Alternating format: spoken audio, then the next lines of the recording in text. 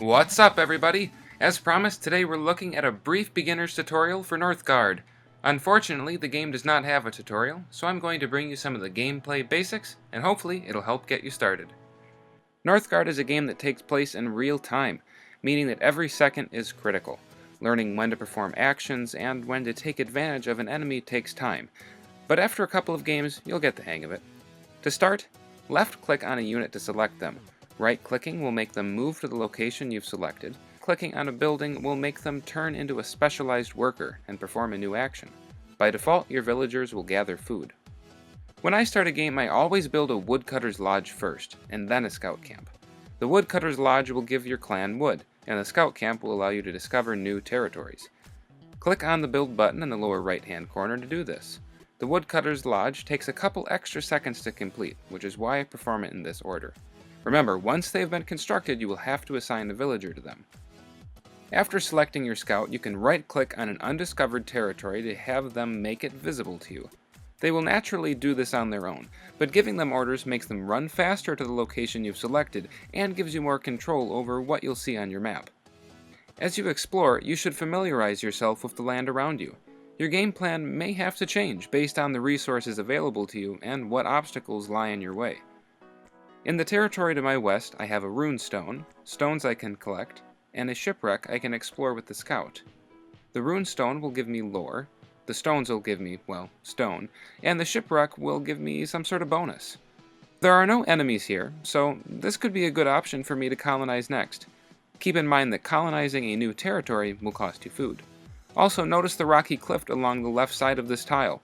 This will prevent units from passing through, which means this tile is very safe. Your Vikings will only do work within the tile they are located in, so if you place a new building in a tile with no villagers, no one will be there to build it. Make sure you move a villager over to where the building needs to be constructed. The same goes for combat.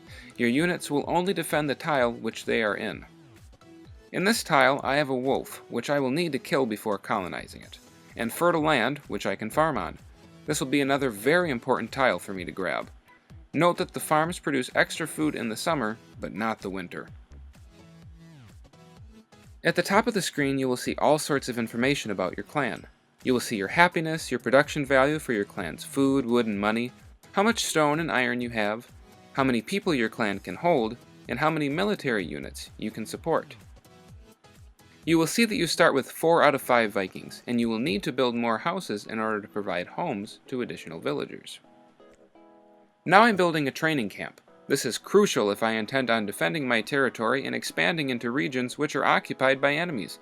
Later on, I can get additional military units from different buildings and build defense towers. The most important thing to note about your military units is that they are the only units which cost money to create. So once you make a military unit, it would be wise to not turn them into something else, because you'll be out however much money it costed you to make them. This cost for your military units will go up depending on how many military units you already have.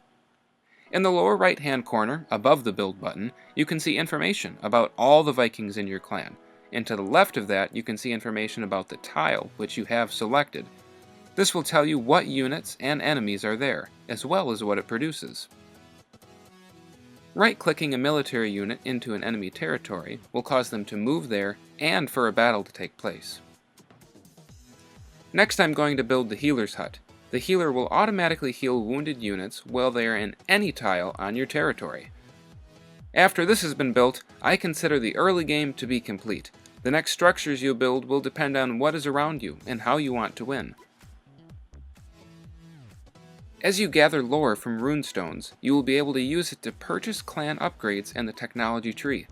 Different clans have unique abilities to help them achieve victory, and your current situation will greatly impact what technology you choose to upgrade.